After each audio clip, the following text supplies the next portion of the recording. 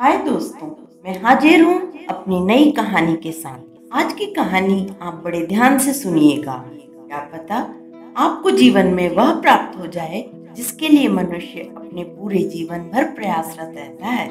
तो दोस्तों, आज की कहानी का शीर्षक है मोक्ष की प्राप्ति। एक दिन की बात है, महात्मा बुद्ध अपने शिष्यों के साथ कुटिया में बैठे थे और ज्ञान चर्चा का विषय आरंभ था।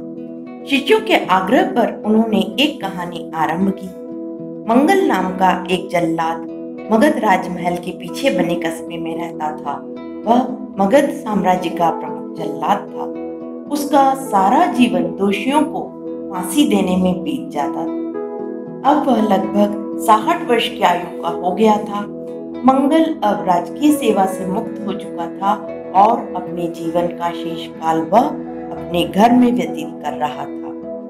पर अक्सर वह अपने जीवन काल में किए गए कार्यकलापों एवं सभी घटनाओं को याद करता और पश्चाताप करता था। उसे एक ही बात का दुख होता था कि मेरे हाथों इतने जीवों की हत्या हुई है। एक दिन यही सोच विचार करते हुए वह नहा धोकर तैयार हुआ और जैसे ही वह खाना खाने के लिए बैठा तो दरवाजे पर दस्तक हुई।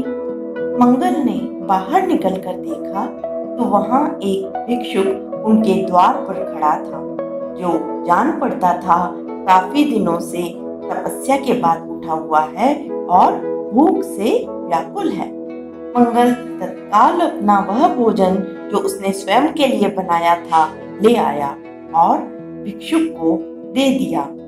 भिक्षुक ने वही भोजन ग्रहण किया तो उसकी भूख शांत हो गई और इससे भिक्षुक अत्यंत प्रसन्न हुए। भोजन के पश्चात भिक्षुक और मंगल दोनों बैठे हुए थे। तभी मंगल ने अपने जीवन में किए गए कार्यों को भिक्षुक के सामने प्रकट किया।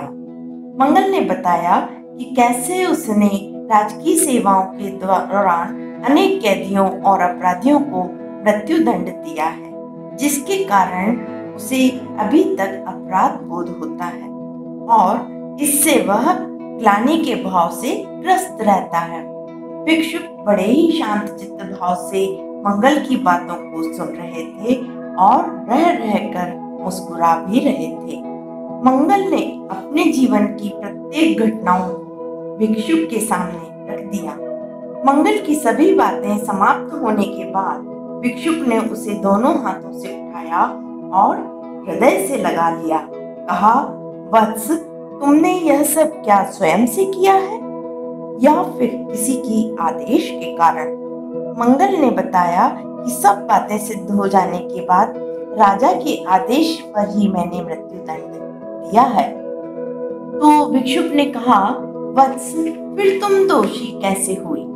तुमने तो अपने स्वामी के आदेशों का पालन किया है। ऐसा कहते हुए भिक्षुक ने मंगल को धम्म के उपदेशों सुनाया। उपदेश पूर्ण कर भिक्षुक वापस लौट गए और मंगल जैसे ही भिक्षुक को विदा करके वापस आया, उसकी मृत्यु हो गई, जिसके उपरांत उसे मोक्ष की प्राप्ति हुई। कहानी अंत कर महात्मा बुद्ध शांत हुए। महात्मा बुद्ध के शिष्य इस पूरी घटना को ध्यान पूर्वक सुन रहे थे। उन्होंने महात्मा बुद्ध से पूछा, जिसने जीवन भर अनेकों हत्या की थी, फिर वह मोक्ष कैसे प्राप्त कर सकता है? महात्मा बुद्ध मुस्कुराए और अपने शिष्यों को समझाया, जिसने जीवन में पहली बार ज्ञान की प्राप्ति की हो, अंत समय जिसका निकट हो और ज्ञान के शब्द उसके कानों में पड़े हों, तो वह अवश्य ही मोक्ष की प्राप्ति कर लेता है। महात्मा बुद्ध ने यह भी बताया कि हजारों हजारों शब्दों के उपदेश व्यर्थ हैं जब तक व्यक्ति का मन शांत नहीं होता। तो मन शांत होने पर एक शब्द से भी ज्ञान प्राप्त हो सकता है। इस तरह से हम जानते हैं कि ज्ञान से ही मोक्ष की प्राप्ति संभव है, क्योंकि मंगल की समस्या भिक्षुक ने हल कर दी थी और उसका चित्त जो बड़ा ग्लानि से ग्रसित था, उद्वेलित रहता था वह अब शांत हो चला था।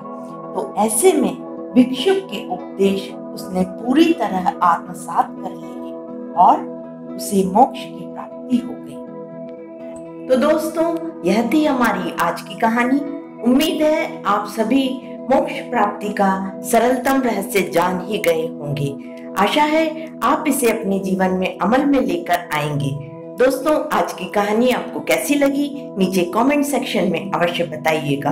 और यदि आपने अभी तक मेरे चैनल जिंदा दिल व्यूज को सब्सक्राइब नहीं किया है तो इसे सब्सक्राइब करें, लाइक करें और जुड़े रहें रोचक कहानियों के लिए हमारे चैनल से।